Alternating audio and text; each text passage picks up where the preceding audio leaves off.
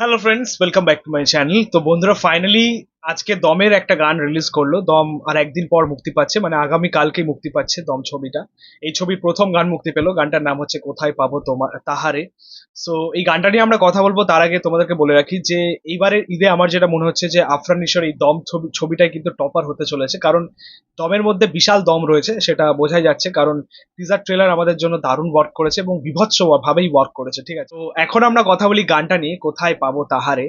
সত্যি বলতে গানটা এক কথায় অসাধারণ হয়েছে, এবং সত্যি বলতে গানের যেরকম গল্প রয়েছে তোমরা প্রত্যেকে জানো, মানে এই গল্পের মধ্যে পুরো পারফেক্টলি বসে গেছে গানটা, মানে এতটাই মিনিংফুল একটা লিরিক্স হয়েছে।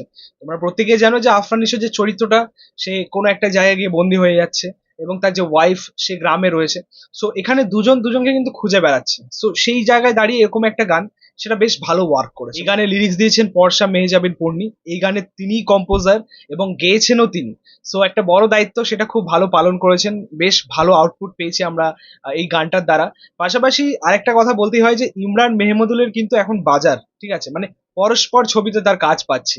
আমরা রিসেন্টলি রাক্ষসে পেলাম, আমরা পরি গানটা পেলাম, প্রিন্সের প্রথম গান। সো এই মুহূর্তে দাঁড়িয়ে কিন্তু ইমরান মেহমুদুলের একটা বিরাট বাজার বলতে পারো বাংলাদেশে। সো আবারও একটা গান তার কাছ থেকে পেলাম, এই গানটা মানে কোথায় পাবো তাহারে। বেশ ভালো, মানে স্টার্টিংটা এত সুন্দর হয়েছে গানটা।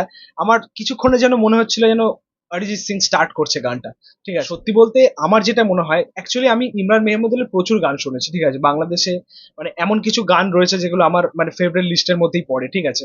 সো আমার যেটা মনে হয়েছে ইমরান মেহমুদুল রোমান্টিক ট্র্যাক এবং স্যাড সং এর জন্য পারফেক্ট, ঠিক আছে? সুলতান দ্য সেভিয়ারের ওই 1-1.5 মিনিটের গানটা যেভাবে তিনি গেয়েছিলেন, ভাই চোখ থেকে জল বেরিয়ে আসার মতো, ঠিক আছে?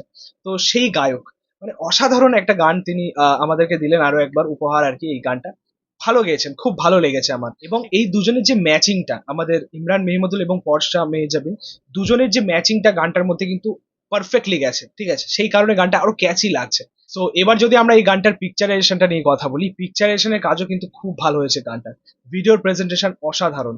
মানে আফরান নিশো, আমরা দেখতে পাচ্ছি ভিডিওর মধ্যে যে আফরান নিশো একদিকে রয়েছে এবং সে গ্রামের কথা ভাবছে, তার ওয়াইফের কথা ভাবছে, উল্টো দিকে পূজা চেরি গ্রাম থেকে তার হাজবেন্ডের কথা ভাবছে, ঠিক আছে? সো এই পুরো বিষয়টাকে গানটার মধ্যে যেভাবে প্রেজেন্ট করা হয়েছে, যেভাবে দেখানো হয়েছে, সেটা কিন্তু খুব ভালো। মানে দুজনের ভাবনাটাকে অ্যাকচুয়ালি দেখানো হচ্ছে, ঠিক আছে? আলটিমেটলি তারা কিন্তু তখনও মিট আপ হয়নি, জাস্ট তাদের ভাবনার মধ্যে রয়েছে।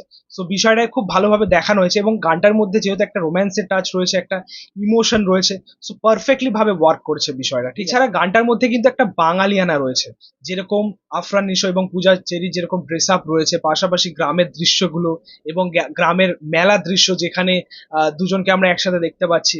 সো ওভারঅল মেকিং কিন্তু দারুণ লাগছে এবং পারফেক্ট গেছে এই গানটার সাথে।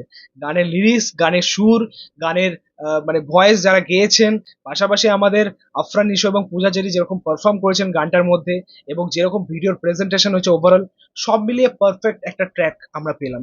তো দেখা যাক যে দমের আগামী গানগুলো কেমন হয় এবং সেগুলো কবে মুক্তি পায়।